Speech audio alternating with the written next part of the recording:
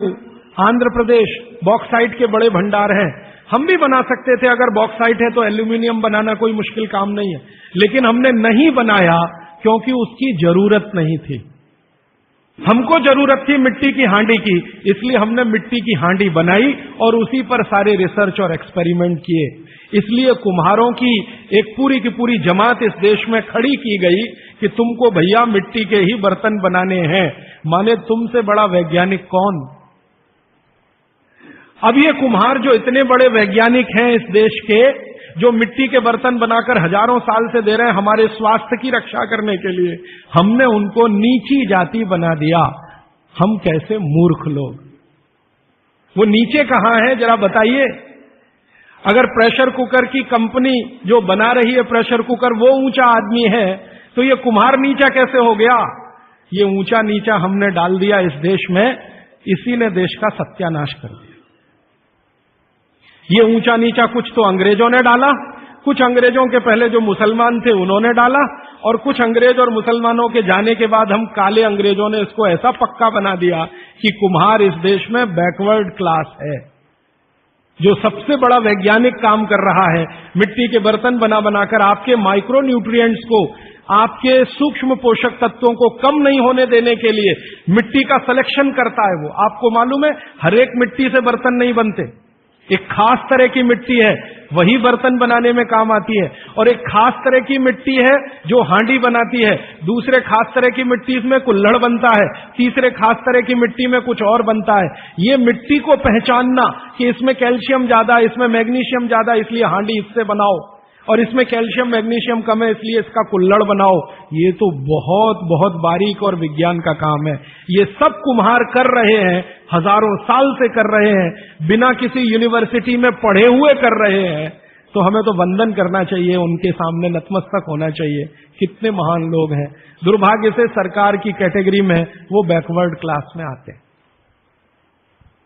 तो ये जो मिट्टी के बर्तन की बात हुई, वो मिट्टी के बर्तन की बात इसलिए कि माइक्रो न्यूट्रिएंट्स का सब कुछ सामान्य रहता है, इसलिए हमारे यहां एल्यूमिनियम के बर्तन या दूसरे मेटल के बर्तन का चलन कम है। भगवान के लिए तो बनाते नहीं, धातुओं के बर्तन में खाना नहीं बनता, सभी मंदिरों में भोजन और प्रसाद ज्यादातर मिट्टी के।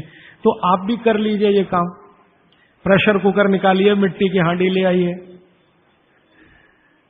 तो आप कहेंगे जी दाल देर में पकेगी, सिद्धांत ही वही है दाल का, तो जो देर में खेत में पकी है वो देर में घर में भी पकेगी।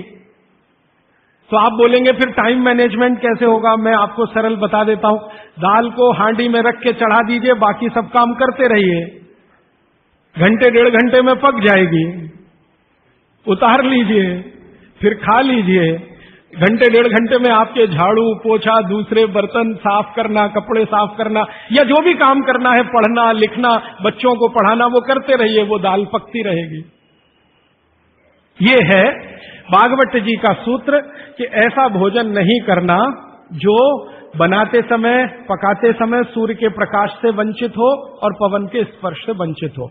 ये तभी संभव है जब आप खुले बर्तन में खाना बनाएं तो पवन भी अंदर आए और सूर्य का प्रकाश की किरणें भी अंदर आए खुले बर्तन में, और वो खुला बर्तन सबसे अच्छा मिट्टी का हांडी। आप कहें जी मिट्टी की हांडी के बाद अगर कोई चीज है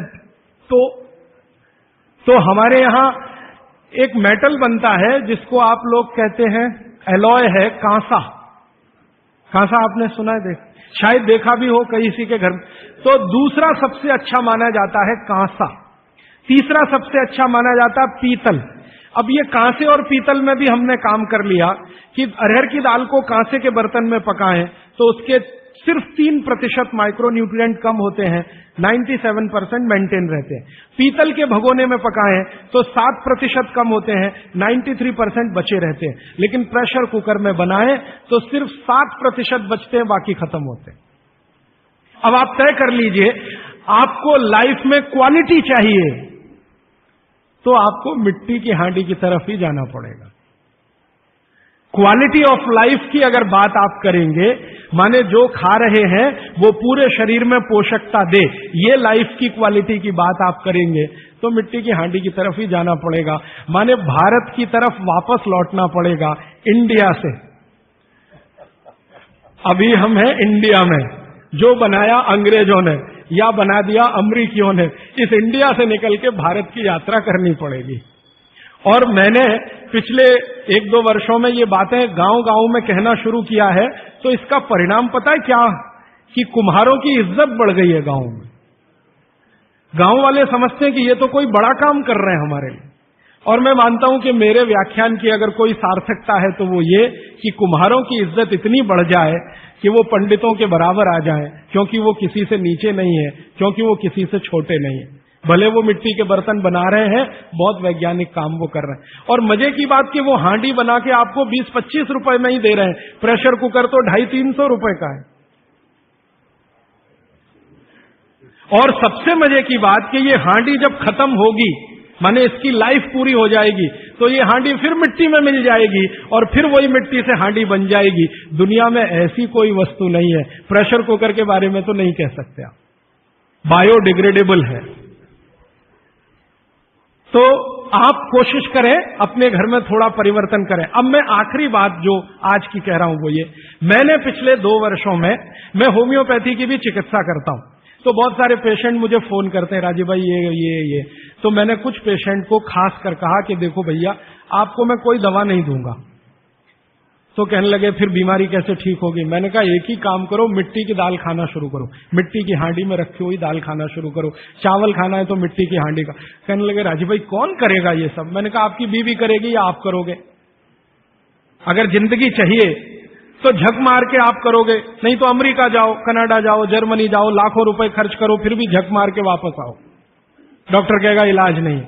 तो आप देख लो, तो जो गंभीर मरीज हैं वो आप जानते हैं वो कुछ भी करेंगे जो आप कहेंगे। तो मेरे पास कुछ डायबिटीज के क्रोनिक पेशेंट हैं, बहुत क्रोनिक, जिनका यूनिट, शुगर यूनिट 480 के ऊपर है। ऐसे 100 से ज्यादा पेशेंट, कुछ गुजरात में है, कुछ राजस्थान में और कुछ बंबई में। मैंने उनको कहा ध्यान से मिट्टी का बर्तन ले आओ और शुरू करो। अब बर्तन लाने में तकलीफ हुई तो कुम्हार को ढूंढना पड़ा, तो लेकिन मिल गया। वो 8 से 9 महीना हो गया नियमित रूप से मिट्टी की दाल और मिट्टी का चावल, माने हांडी की दाल और हांडी का चावल, हांडी की खिचड़ी नियमित रूप से खा रहे हैं। और अब तो उन्होंने मिट्टी का तवा भी ले आया अपने घर में रोटी बनाने के लिए। बाजरी की रोटी बहुत अच्छी बनती है इस मिट्टी के तवे पे, तो रोटी भी उसी की खा रहे हैं। 8 महीने के बाद सबका शुगर टेस्ट किया है तो 480 यूनिट वाला अभी 180 यूनिट पे है, बिना किसी मेडिसिन के, बिना किसी इंजेक्शन के, बिना किसी टॉनिक के। और होम्योपैथी की कोई दवा नहीं दी मैंने उनको। कुछ लोगों को ज्यादा परेशान थे, दवा भी दो, उनको प्लेसिबो दे दिया। प्लेसिबो समझते हैं? खाली गोली, दवा नहीं डाली। तो पेशेंट को लग रहा है कि मैं दवा खा रहा हूं, दवा खा के अच्छा हो रहा हूं। मुझे मालूम है कि वो कोई दवा नहीं है, वो प्लेसिबो है, वो अच्छा हो रहा है उस मिट्टी की दाल खा के, मिट्टी का चावल खा के, मिट्टी की खिचड़ी खा के। रिजल्ट ये है। तब मैंने मान लिया कि बागवट सच में महान आदमी थे। वो एक सूत्र लिख गए कि आप ऐसा भोजन मत करो जिसमें सूर्य का प्रकाश ना जाए, पवन का स्पर्श ना हो, तो वो आपके लिए अमृत तत्व है, भोजन नहीं है, वो अमृत जैसा है। ये एक सूत्र पूरा होता है, 8:30 का समय हो गया है। आगे कल दूसरा सूत्र, तीसरा, ऐसे कर करके जो सबसे जरूरी 15 है वो पहले बताऊंगा और उसके आगे बढ़ता जाए। आभार, धन्यवाद।